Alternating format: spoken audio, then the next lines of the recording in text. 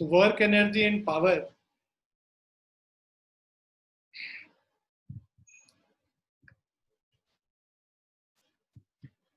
So ये question से हम लोग को स्टार्ट करना था. The mass of a pendulum bob is 0.2 kg and it is suspended by a string 1 meter long. तो हमारे पास एक पेंडुलम का बॉब है, इसका मास 0.2 kg है. m is equal to 0.2 kg and it is suspended by a string 1 meter long. So length of the string here is 1 meter. It is pulled aside until the thread is at 30 degree. तो ये इसको पुल करके यहाँ तक ले आए, angle यहाँ पे 30 डिग्री बना रहा है. How much work is done? तो work done is equal to change in potential energy basically. ठीक है,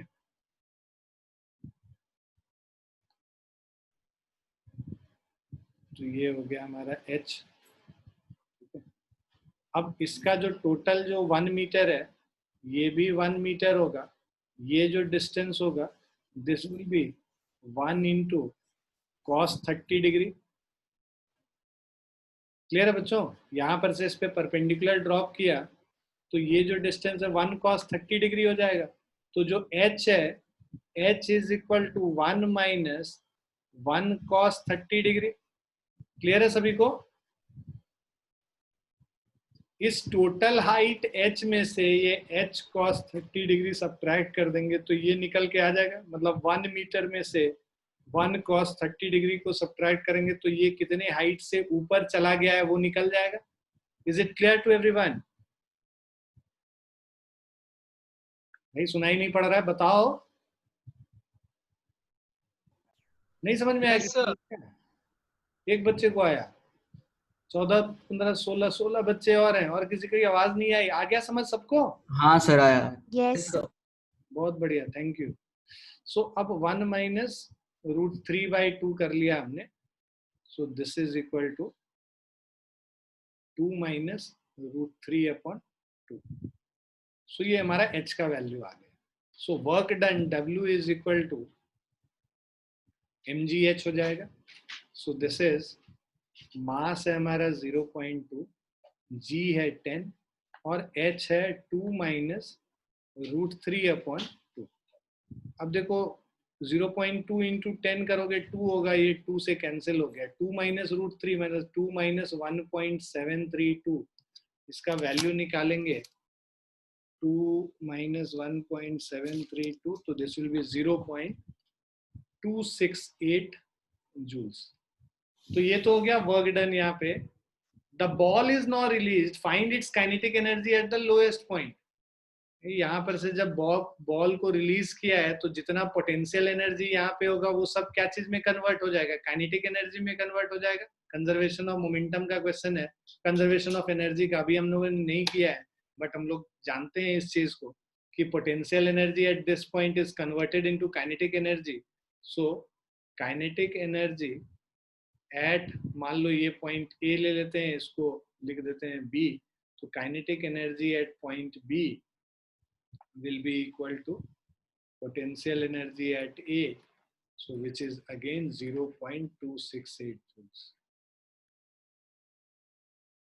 Clear है बच्चों? Yes sir. Yes sir. Yes sir.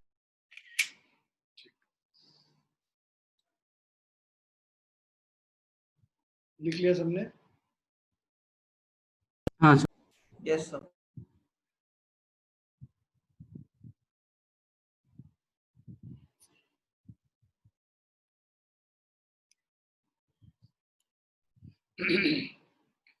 अब देखो नेक्स्ट क्वेश्चन है, ये कह रहा है a block of mass m is equal to 1 kg moving on a horizontal surface with speed vi is equal to 2 meter per second. Horizontal speed, initial speed कितना है ये? 2 meter per second. Enters a rough patch ranging from x is equal to 0.1 meter to 2.01 meter. ठीक है, तो एक rough patch है जो कि x is equal to 0.1 metre से x is equal to 2.01 metre तक लाई कर रहा है. The retarding force Fr on the block in this range is inversely proportional to x over this range. So जो retarding force, this is equal to minus k by x for this whole thing, जो retarding force. ठीक है. Now और x less than 0.1 और x greater than 2.01 में retarding force 0. ठीक है. So where k is equal to 0.5 joules, k का value 0.5 joules है. Now what is the final kinetic energy and speed Vf of the block as it crosses the patch? तो हम लोग को final kinetic energy निकालना है. सो देखो final kinetic energy निकालने के लिए this is so basically work done, work energy theorem क्या कहता है? Work done is equal to final kinetic energy minus initial kinetic energy, change in kinetic energy, right. तो वर्क डन तुम्हारा क्या हो जाएगा? जो ये रेजिस्टिव फोर्स है Fr इंटू dx, राइट, इसको हम लोग इंटीग्रेट कर देंगे. क्यों? क्योंकि ये जो Fr है रेजिस्टिव फोर्स वो x पे डिपेंडेंट है, तो इसको हम लोग इंटीग्रेट करेंगे तो हमें नेट वर्क डन निकल जाएगा. So this is equal to minus of k by x dx, और इसका जो इंटीग्रल है x इज इक्वल टू 0.1 से 2.01 तक वेरी कर रहा है. ठीक है. तो minus k by x varies from 0.1 to 2.01. So इसको हम लोग सॉल्व करेंगे तो दिस इज इक्वल टू, ये जो हमारा वैल्यू है k का वैल्यू 0.5 बोल रखा है, तो हम लोग इसको बाहर कर लेते हैं. माइनस ऑफ 0.5 बाहर कर लेंगे. 1 by x d x basically log of x to the base e, इसका इंटीग्रेशन हो जाएगा. और जो लिमिट डालेंगे 0.1 से 2.01 डालेंगे. So this is equal to minus of 0.5 into log to the base e 2.01 divided by 0.1. So ये क्या हो जाएगा? log, so minus 0.5 into log of 20.1 to the base e. To the base e इसको base 10 में convert कर लेते हैं हम लोग, क्योंकि बेस ई वाला तो हमारे पास लॉगरिथमिक टेबल होता नहीं है. बेस 10 में कन्वर्ट करने के लिए तुम लोग केमिस्ट्री में भी ये चीज करोगे, 2.303 से मल्टीप्लाई कर देंगे इसको, तो यही लॉग जो बेस ई में है बेस 10 से ये कन्वर्ट हो जाएगा. Do you understand? See log of a to the base e, इसको अगर बेस 10 में कन्वर्ट करना है तो 2.303 से हम लोग मल्टीप्लाई करते हैं, तो ये log of a to the base 10 में कन्वर्ट हो जाता है. ठीक है. याद कर रख लेना, ये याद कर लेना. अब इसको हम लोग जो है इसको कैलकुलेट करना है हम लोगों को. सो log of 20.1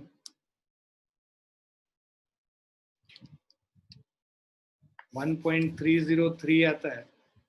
so this will be equal to minus of 0.5 2.303 into 1.303. this will be equal to 1.303 into 2.303 into 0.5, 1.5 आ गया है. so this is equal to minus of 1.5 joules work done है. अब यहाँ वर्क डन मतलब minus 1.5 joule is equal to final kinetic energy हमें निकालना है. ठीक है. Minus initial kinetic energy. Initial kinetic energy half mv square करके निकाल लेंगे, हाफ इंटू m1 kg और ये 2 स्क्वायर, तो ये 2 हो गया. तो final kinetic energy is equal to 2 minus 1.5, that is 0.5 joules. Clear है? Yes sir. उसी तरह फाइनल स्पीड निकालने बोला है, तो हाफ इंटू मास है 1 kg into final speed vf square is equal to 0.5. So vf square is equal to 1. So इससे v final is equal to 1 meter per second. Clear है? हाँ सर।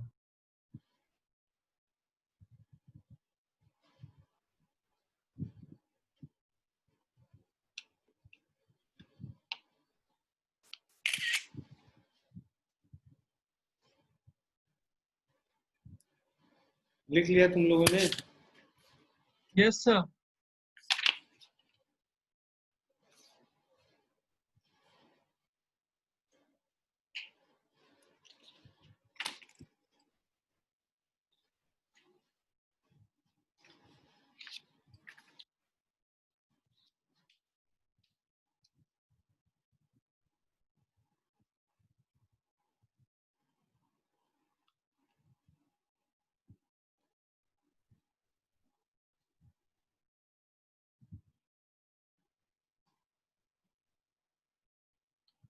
अब इसके बाद हम लोग नेक्स्ट क्लास में न्यूमेरिकल्स करेंगे, थ्योरी वाला पोर्शन शुरू करेंगे अभी, mechanical energy and it's conservation.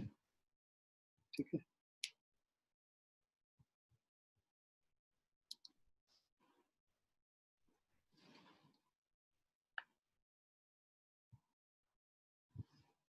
So the mechanical energy E of a body is the sum of kinetic energy and potential energy. So total mechanical energy is equal to kinetic energy plus potential energy. ठीक है? So obviously mechanical energy of a body is a scalar quantity measured in joules. So we can show that the total mechanical energy of a system is conserved if the forces doing work on the system are conservative. So देखो क्या है कि जो total mechanical energy जो होता है, that is the sum of kinetic energy and potential energy always. तो mechanical energy of a body, of a system of particle is conserved always. So mechanical energy जो है वो scalar quantity है, joules में measure करते हैं, और and we can also show that the total mechanical energy of a system is conserved if the forces doing work on the system are conservative. Conservative forces होंगे तो work जो total mechanical energy होगा वो conserve होगा, मतलब mechanical energy, initial mechanical energy is equal to total final mechanical energy, वो conserved रहता है। और when net work done by external non conservative force is zero, मतलब या तो बस कंजर्वेटिव फोर्स हो, और अगर नॉन कंजर्वेटिव फोर्स है भी तो उसके वजह से जो वर्क डन हो रहा है that is equal to zero. अगर ऐसा सिचुएशन है तो उस केस में हम लोग कहते हैं कि जो टोटल मैकेनिकल एनर्जी है किसी भी सिस्टम ऑफ पार्टिकल्स का, that is conserved. So this is called the principle of conservation of total mechanical energy. ठीक है?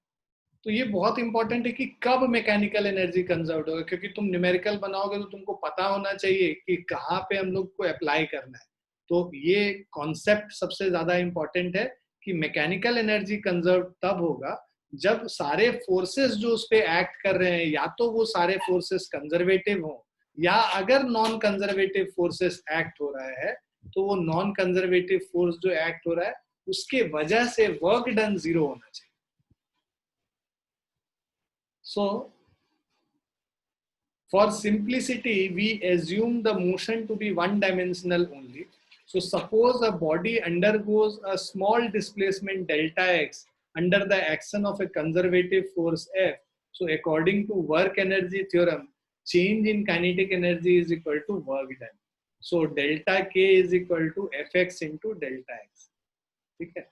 तो अगर मतलब जैसे हम लोग एज्यूम करते हैं कि वन डायमेंशनल मोशन हो रहा है और सपोज एक बॉडी है, it is going under a small displacement delta x, तो and under the action of conservative force, तो work done change in kinetic energy तो Fx into delta x delta के बराबर हो जाएगा वर्क एनर्जी थ्योरम से। Clear है बच्चों? Yes, sir.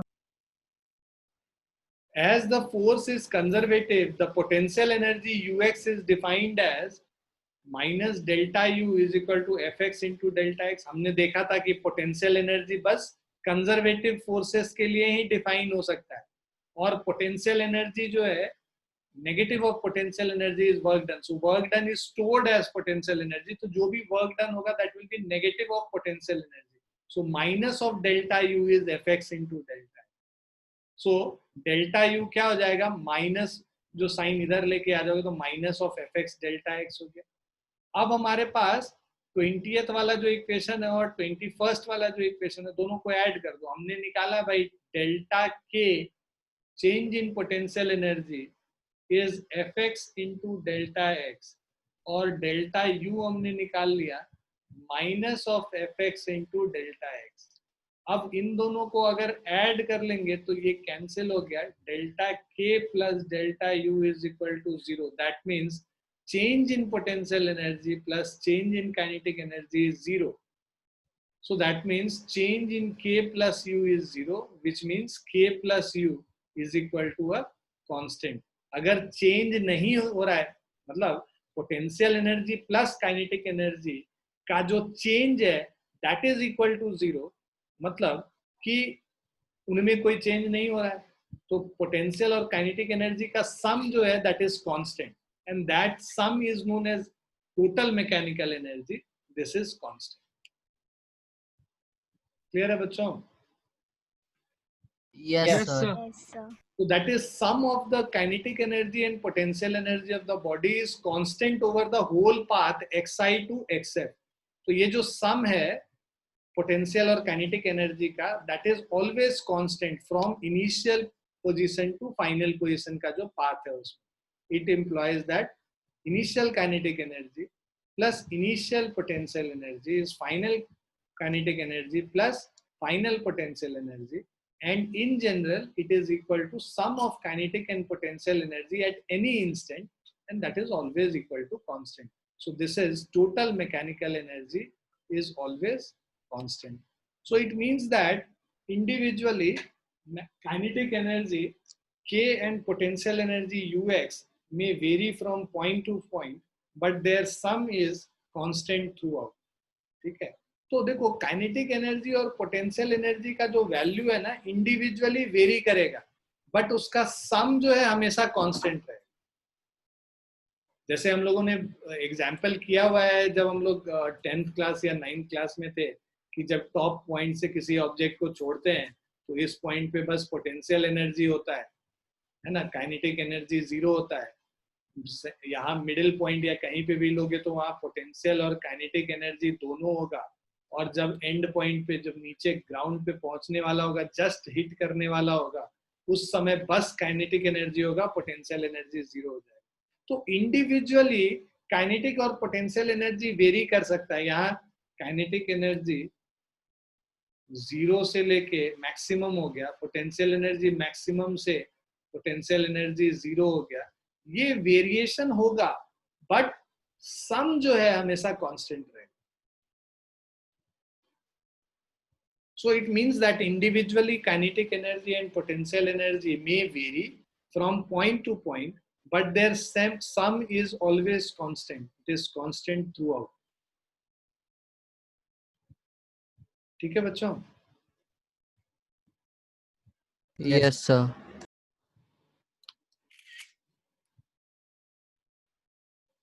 Now illustration of the law of conservation of mechanical energy, ये अभी हम बात कर भी रहे थे। To illustrate the law further, let us calculate kinetic energy, potential energy and total energy of a body falling freely under gravity. तो हमारे पास एक ऑब्जेक्ट है A पॉइंट पे, और ये कुछ x डिस्टेंस पे जब गिर गया नीचे, टोटल हाइट, इनिशियल हाइट इसका h है, और x डिस्टेंस फॉल करने के बाद उसका ग्राउंड से जो डिस्टेंस होगा वो h माइनस x हो जाएगा। x डिस्टेंस फॉल कर गया है, टोटल हाइट h है, तो ये वाला जो हाइट होगा वो h माइनस x हो जाएगा। सो ये H माइनस एक्स पे, ये पॉइंट B पे है, C पॉइंट पे क्या हो गया, ग्राउंड पे हो गया, यहाँ पे पोटेंशियल एनर्जी 0 होगा, यहाँ पे A पॉइंट पे पोटेंशियल एनर्जी मैक्सिमम होगा, A पॉइंट पे काइनेटिक एनर्जी 0 होगा, और C पॉइंट पे काइनेटिक एनर्जी मैक्सिमम होगा, और B पॉइंट पे it will be the sum, मतलब basically there will be some amount of potential energy as well as some amount of kinetic energy. So let m is the mass of the body held at A. मान लो यहाँ पे जो object है उसका mass m ले लेते हैं हम लोग. At a height h above the ground, the figure as shown in the figure, the body is at rest at A. Therefore, पहले A पॉइंट पे देखते हैं. Kinetic energy of the body is equal to 0. A point पे हमारा kinetic energy 0 होगा. Potential energy कितना हो जाएगा, mgh के बराबर हो जाएगा. तो टोटल मैकेनिकल एनर्जी जो है, total energy of the body at A is equal to kinetic energy plus potential energy. Kinetic energy हमारा 0 है, पोटेंशियल एनर्जी mgh है, तो टोटल एनर्जी क्या हो जाएगा, mgh हो जाएगा. ठीक है. Now let the body be allowed to fall freely under gravity. Let us suppose इसको हम लोग ग्रेविटी पे गिरने देते हैं. When it strikes the ground at C with velocity v. ठीक है. तो यहाँ C पे जब स्ट्राइक कर रहा है उस समय वेलोसिटी v है. तो हम लोग फॉर्मूला लगाते हैं, v square is equal to u square plus 2as. तो अब यहाँ पे u स्क्वायर को इधर ले आएंगे तो v square minus u square is 2as. तो इनिशियल वेलोसिटी 0 था, तो v square minus 0 is equal to acceleration g होगा नीचे के तरफ.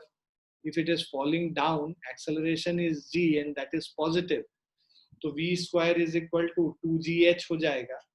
तो अब हमारे पास v is equal to root under 2gh हो जाता है, मतलब यहाँ पे v स्क्वायर 2gh हो गया. अब हम लोग C पॉइंट पे अगर देखते हैं तो C पॉइंट पे पोटेंशियल एनर्जी क्या हो जाएगा, 0 हो जाएगा. Kinetic energy is equal to half into m into v square, which is equal to half into m into v square क्या है, 2gh है. 2 और 2 कैंसिल हो गया, so this is equal to mgh. तो पोटेंशियल एनर्जी 0 और kinetic energy mgh, तो दोनों का जो सम है यहाँ पे भी कितना आएगा, mgh ही होगा. Total mechanical energy which is sum of kinetic energy plus potential energy, right. तो C पॉइंट पे भी टोटल मैकेनिकल एनर्जी हमारा क्या हो गया, mgh के बराबर हो गया. अब लेट अस कंसिडर, ठीक है, तो ये अब हम लोग फिर से, तो C पॉइंट पे ये देखो mgh आ गया. Now in free fall let the body cross any point B जो यहाँ से x डिस्टेंस पे है. तो यहाँ पे अगर हम लोग को वेलोसिटी निकालना होगा तो v square is equal to u square plus 2g into x. u 0 है, इसको सब्स्टिट्यूट कर देंगे तो v square is equal to 0 plus 2gx हो जाएगा, 2gx. तो अब यहाँ पे हम लोग total mechanical energy B point पे लिखेंगे, तो potential energy is equal to mg into h minus x. ये जो हाइट है इस पॉइंट का that is h minus x. तो mg into h minus x potential energy हो गया. काइनेटिक एनर्जी निकालेंगे B पॉइंट पे, half m into v square. So this is half into m into v square is 2gx. 2 और 2 cancel हो गया, so this is mgx. okay, so kinetic energy पता चल गया, potential energy पता चल गया. तो mechanical energy, total mechanical energy is equal to mg into h minus x plus mgx कर लेंगे. so this is mgh minus mgx plus mgx. ये दोनों कैंसिल हो गया, तो टोटल मैकेनिकल एनर्जी mgh ही आ गया. तो मतलब A पॉइंट पे भी टोटल मैकेनिकल एनर्जी mgh है, B पॉइंट पे भी टोटल मैकेनिकल एनर्जी mgh है, और C पॉइंट पे भी टोटल मैकेनिकल एनर्जी mgh के बराबर है. तो टोटल मैकेनिकल एनर्जी हमने यहाँ देख लिया, तीनों पॉइंट पे सेम है and it is a constant equal to mgh. Clear है? Yes, sir. Yes, sir. So यही चीज यहाँ पे मेंशन किया हुआ है कि total energy of the body during the free fall, total energy of the body during free fall remains constant at all the positions A, B and C. The form of energy however keeps on changing. So potential energy may change into kinetic energy or kinetic energy may change into potential energy. The form will keep on changing but total energy is constant.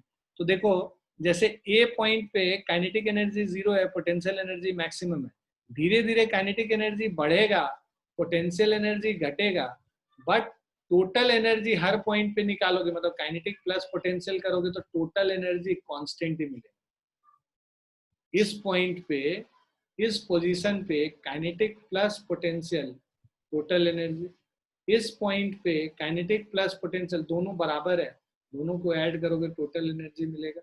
इसी तरह हर point पे, हर position पे तुम्हें total energy जो है fixed मिलेगा mgh के बराबर। ठीक है बच्चों? Yes, sir. Yes, sir.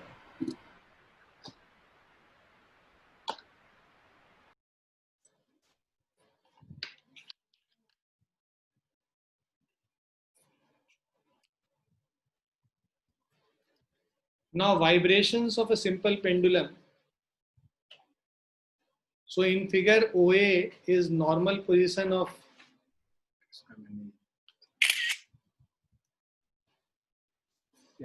vibrations of a simple pendulum. In figure OA is the normal position of rest of a simple pendulum. When a bob of the pendulum is displaced to B, मान लो हमारे पास यहाँ पे एक Bob है, it has been displaced to this point B, तो यहाँ पे तो मैक्सिमम काइनेटिक एनर्जी अभी हम लोग उस न्यूमेरिकल में देख भी रहे थे, h हाइट से गया तो यहाँ पे मैक्सिमम पोटेंशियल एनर्जी हो गया mgh, काइनेटिक एनर्जी यहाँ पे 0 हो जाएगा, यहाँ पे मैक्सिमम काइनेटिक एनर्जी होगा, पोटेंशियल एनर्जी 0 हो जाएगा। अगर हम इस वाले जो लाइन है, इस लाइन को हम लोग रेफरेंस लाइन अगर कंसिडर करते हैं, ठीक है, रेफरेंस लाइन पे पोटेंशियल एनर्जी हमेशा 0 होता है, तो इस पॉइंट पे पोटेंशियल एनर्जी 0 होगा, यहाँ पे ए पॉइंट पे सारा काइनेटिक एनर्जी के फॉर्म में एनर्जी होगा, धीरे धीरे काइनेटिक एनर्जी पोटेंशियल एनर्जी में कन्वर्ट होगा, इस पॉइंट पे आएगा तो काइनेटिक एनर्जी 0 हो जाएगा और सारा एनर्जी जो है पोटेंशियल एनर्जी में कन्वर्ट हो चुका है। So in figure OA is the normal position of rest of simple pendulum. When the bob of the pendulum is displaced to point B through a height h, it is given a potential energy mgh, where m is the mass of the bob. On releasing the bob at B, it moves towards A. Potential energy of the bob is being converted into kinetic energy on releasing A. The entire potential, the entire potential energy has been converted. यहाँ पे लिख लेना, at A the entire potential energy has been converted into kinetic energy. ठीक है?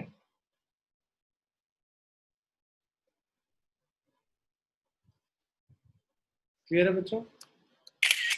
Yes, sir. Now these are the different forms of energy. ये सब बचपन से हम लोग करते आ रहे हैं. So different forms of energy. पहला है heat energy. So heat energy, it is the energy possessed by a body by virtue of random motion of the molecules of the body. तो अंदर जो kinetic molecular theory of matter क्या कहता है कि अगर एक मॉलिक्यूल है उसमें एक रैंडम मोशन हो रहा है तो उसके वजह से उसमें जो है उसका टेम्परेचर राइज करता है। तो heat energy it is an energy, तो जितना ज्यादा टेम्परेचर होगा मतलब उतना ज्यादा हीट एनर्जी उसके अंदर स्टोर्ड है, राइट। तो हीट एनर्जी ज्यादा स्टोर्ड है, इसका मतलब कि हीट एनर्जी ज्यादा तब होगा जब उसमें रैंडम मोशन जो हो रहा है ज्यादा हो रहा है। तो जितना ज्यादा वाइब्रेशंस होगा मॉलिक्यूल्स का, रैंडम मोशन होगा मॉलिक्यूल्स का, उतना ज्यादा एनर्जी होगा in the form of heat energy. Clear? Second वाला है internal energy. So it is the total energy possessed by the body by virtue of particular configuration of its molecule and also their random motion. तो heat energy भी internal energy का ही एक form है, तो उसके configuration of molecules के वजह से और रैंडम मोशन के वजह से जो भी एनर्जी है एक मॉलिक्यूल के अंदर वो सारा इंटरनल एनर्जी में कंसिडर होगा. So internal energy is the total energy possessed by the body by virtue of particular configuration of its molecule and also their random motion. तीसरा है electrical energy. So the flow of electric current causes bulbs to glow. तो ये जो electric current flow करता है, ठीक है, it causes the bulb to glow. So fans to rotate and bells to ring. ठीक है. So to define, so a definite amount of work has to be done in moving the free charge carriers in a particular direction through all the electrical appliance. So this causes the expenditure of electrical energy. So basically क्या है, कोई भी free charge carriers को अगर हम लोग को circuit में move कराना है, तो there will be some amount of work which will be required to be done. So this amount of work done is because of the expense of the electrical energy which we are supplying from outside. Now chemical energy arises from the fact that molecules participating in a chemical reaction have different binding energies. A stable chemical compound has less energy than the separated parts. Okay. Now nuclear energy. So it is the energy obtained from an atomic nucleus. Two distinct modes of obtaining nuclear energy are nuclear fusion and nuclear fission.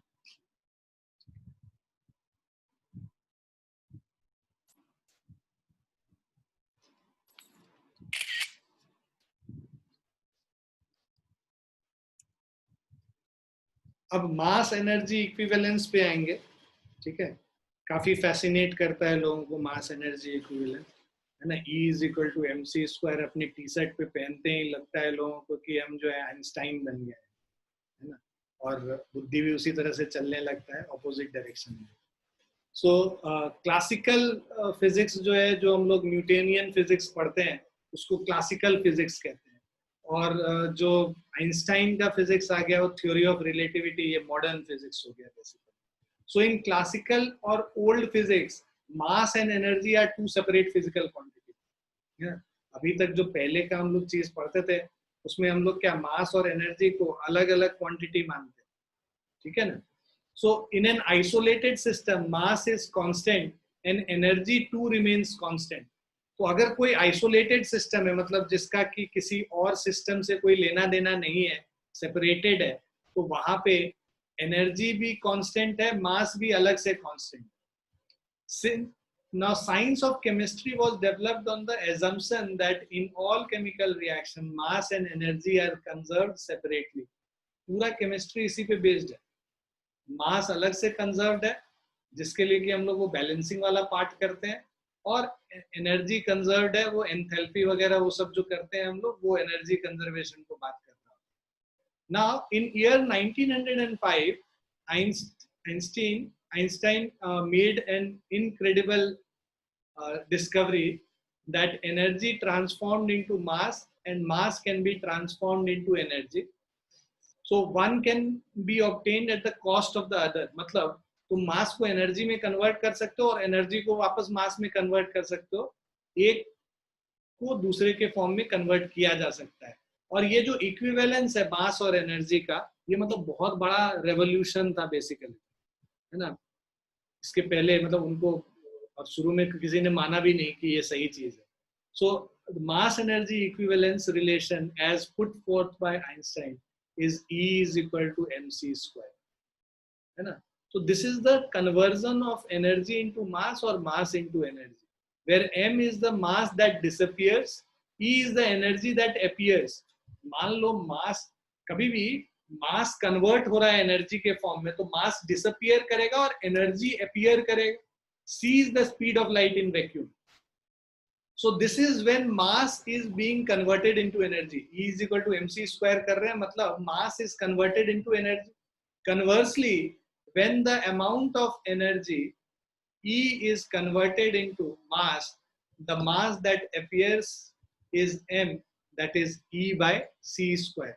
मतलब अगर यही इसी को उल्टा करके लिख दें तो वहां पे क्या है, when amount of energy E is converted into mass, तो हम लोग मास को क्या लिखेंगे, mass is equal to E by c square.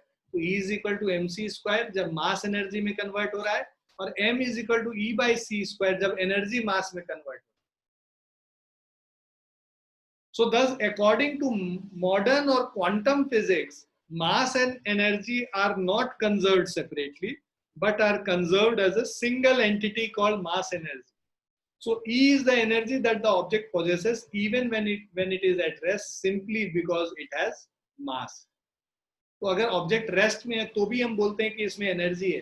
क्यों? क्योंकि उसके पास मास है, वो मास को कन्वर्ट कर सकता है एनर्जी के फॉर्म. सो ये क्वांटम फिजिक्स है, बेसिकली मॉडर्न फिजिक्स जिसको हम लोग कहते हैं.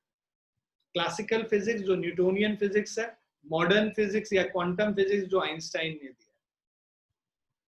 तुम लोग को 12th क्लास तक मॉडर्न फिजिक्स मतलब थ्योरी ऑफ रिलेटिविटी वगैरह नहीं पढ़ना है, क्वांटम फिजिक्स नहीं पढ़ना है. ये सब आगे जब तुम फिजिक्स में ज्यादा आगे पढ़ोगे तब, मतलब ग्रेजुएशन में करना चाहते हो या पोस्ट ग्रेजुएशन करना चाहते हो, या इंजीनियरिंग में तुमने अप्लाइड फिजिक्स का कोई कोर्स किया हुआ है या क्वांटम फिजिक्स का कोर्स किया हुआ है, तब फिर तुम लोग को पढ़ाई होगा. ऐसे नहीं पढ़ना. क्लियर है बच्चों? Yes sir. माधव, तुम्हारे दिमाग में बहुत सारे सवाल होंगे, उन सब सवाल नहीं वो जवाब, हाँ ठीक है, छोड़ दिए, नहीं कर रहा कुछ. छोड़ देना. हाँ रुक गए.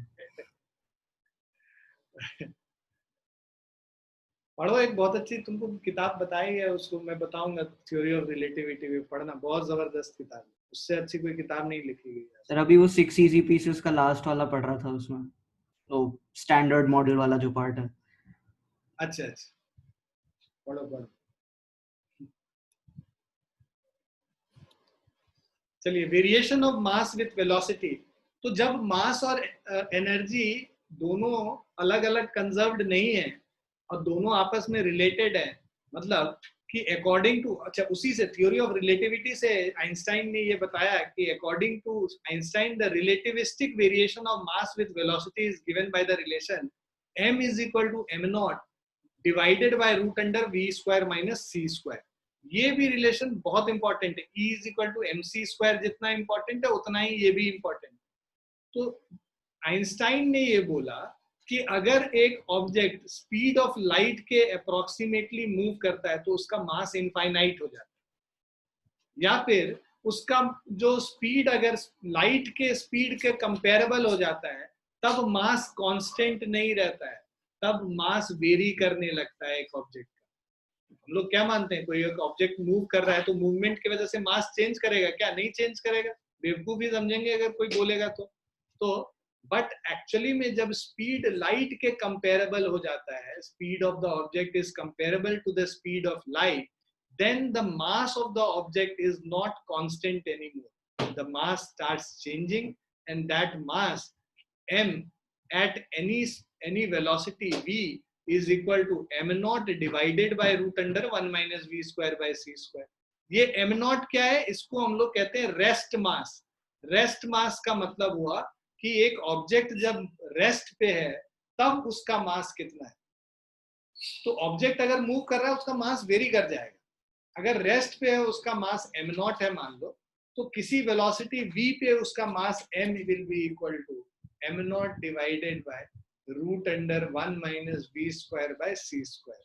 सो where m not is the rest mass of the particle, that is mass of the particle when at rest, m is the effective mass or relativistic mass of the particle moving with velocity v, c the speed of light in vacuum.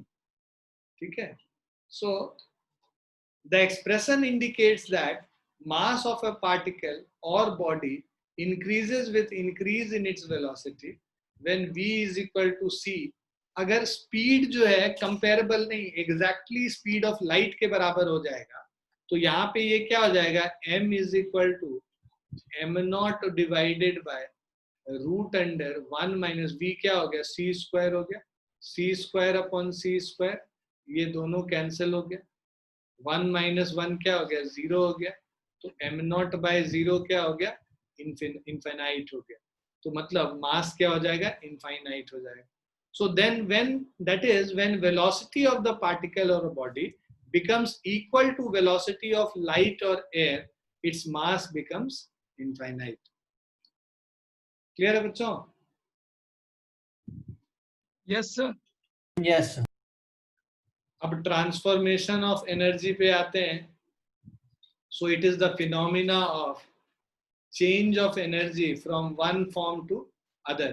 Transformation of energy क्या है, form मतलब एक form से दूसरे form में जब energy transform होता है उसको ट्रांसफॉर्मेशन ऑफ एनर्जी कहते हैं। जैसे काइनेटिक एनर्जी से पोटेंशियल एनर्जी में आया, पोटेंशियल एनर्जी से काइनेटिक एनर्जी में ट्रांसफर किया, इस फिनोमिना को ट्रांसफॉर्मेशन ऑफ एनर्जी बोला जाता है।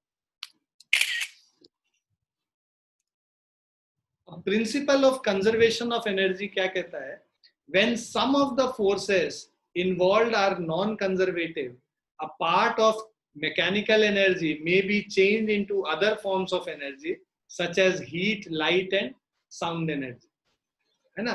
अगर if there is when some of the forces involved are non-conservative, let's say non-conservative, सारे conservative होंगे तब तो energy conserved रहेगा।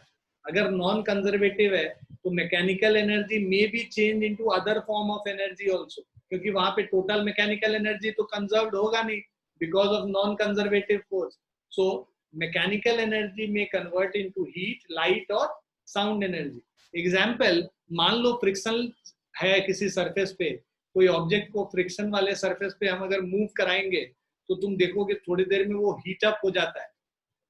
हीटअप हो जाता है ना, दो ऑब्जेक्ट को अगर रब करते हैं एक दूसरे पे तो वहां पे क्या हो जा रहा है, काइनेटिक एनर्जी जो है, some part of the kinetic energy is getting converted into the heat energy, मतलब some part of mechanical energy. Why is it happening so, is because there is a non conservative force which is acting. So therefore, according to the principle of conservation of energy, if we account for all the forms of energy, the total energy of an isolated system does not change. तो mechanical energy नहीं, total energy, mechanical plus heat plus light plus sound, कोई भी form of energy हो, उन सबको add कर देंगे तो एक हमारे पास जो आइसोलेटेड सिस्टम होगा उसका टोटल एनर्जी कंजर्व होगा। Thus, energy may be transformed from one form to another, but the total energy of an isolated system shall remain constant. ये हम न्यूटोनियन फिजिक्स के बारे में बात कर रहे हैं, है ना। Energy can neither be created nor be destroyed, but ऐसा नहीं है। मास can be converted into energy, तो वहां पे क्रिएट ही हो गया बेसिकली, है ना। डिस्ट्रॉय भी कर सकते हैं, एनर्जी को हम मास में कन्वर्ट कर सकते हैं। तो ये हम न्यूटोनियन फिजिक्स में बात करते हैं कि energy can neither be created nor be destroyed, ऐसे तो सब बराबर है। Thus energy can neither be created nor be destroyed. The principle of conservation of energy cannot be proved as such. तो हम लोग को प्रूव नहीं करना है, हम लोगों को as it is application देखना है principle of conservation of energy। तो नेक्स्ट क्लास में जब हम मिलेंगे तो हम लोग थोड़ा सा पोटेंशियल एनर्जी पे बेस्ड क्वेश्चंस करेंगे, थोड़े काइनेटिक एनर्जी और कंजर्वेशन ऑफ एनर्जी पे बेस्ड क्वेश्चंस करेंगे, और इसको फिर ये फिनिश हो जाएगा। फिर हम लोग कोलिजन स्टार्ट करेंगे। तो हमारा जब ये एनर्जी वाले सारे न्यूमेरिकल्स हो जाएंगे तब हम कोलिजन्स पे जाएंगे। क्लियर है बच्चों? Yes, sir. Yes, sir. किसी को कुछ पूछना है?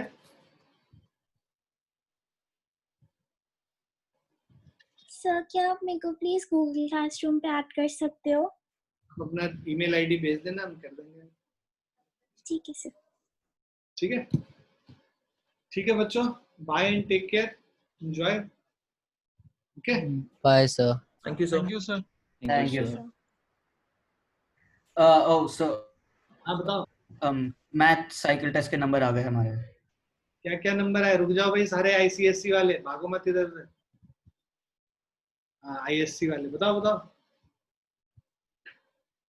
बताओ, शर्माना क्या है, भाग्य क्या है? सर आई थिंक तीनों के ही 20 है। 20 में 20 है? हाँ मतलब ये वाले 20 के थे, मतलब 40 में 20 नहीं है। 40 में 20 नंबर आए? नहीं नहीं सर, 20 में मैं कह रहा 20 हूँ ये वाले नंबर 40 आए। 40 का नहीं था। अब मुझे नंबर का हो रहा है, तू ही तू बोल रहा है 40-40, पता है कंफ्यूज। नहीं, मुझे लगा आपको नहीं पता तो मैं क्लैरिफाई कर रहा था, पता नहीं। ईशा का पैसा चली गई।